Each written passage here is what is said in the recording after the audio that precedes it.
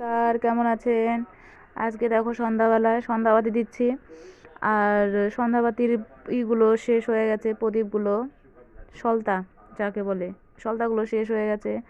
তো ওটাই এখন ছিঁড়ছি। এই যে কিছুটা ছিঁড়ছি, এই যে অর্ধেকটা হয়েছে আর অর্ধেকটা বাকি আছে।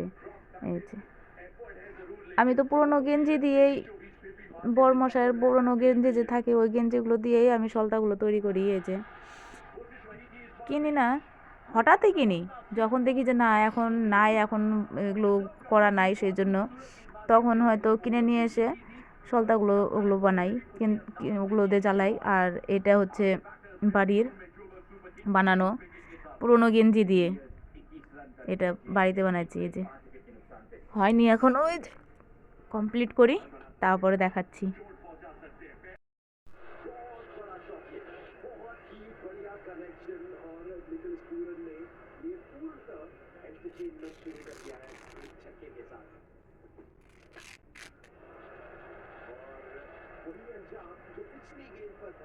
এইভাবে ছিঁড়ে ছিঁড়ে একসাথে সব ছিঁড়ে নিব একবারে।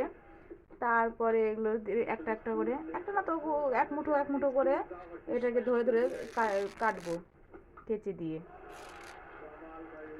জানি অনেকে অনেক কিছু বলবে, কে বলুক গা, আমার কিছু যায় আসে না। কে কি বললো না বললো, কেউ ভালো চোখে দেখবে, কেউ খারাপ চোখে দেখবে।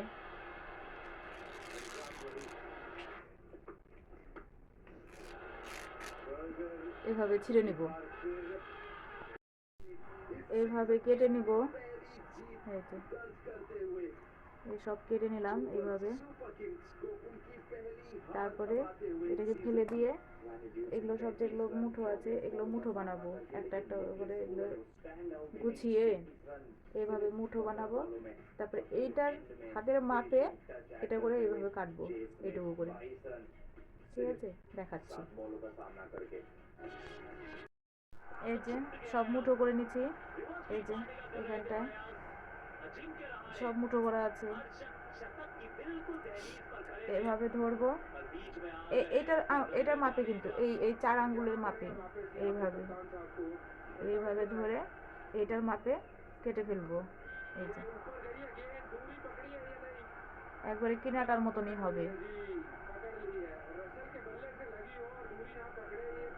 আগে ওগুলোরও তো কাজ করেছি, তার জন্য জানা আছে যে কিভাবে ধরে কাটতে হয়। মুঠো কিছুতে ধার নেই, কাটতেছে না। এ বাবা, ওই মোটা কেচিটা নিয়ে আয় তো বাবা।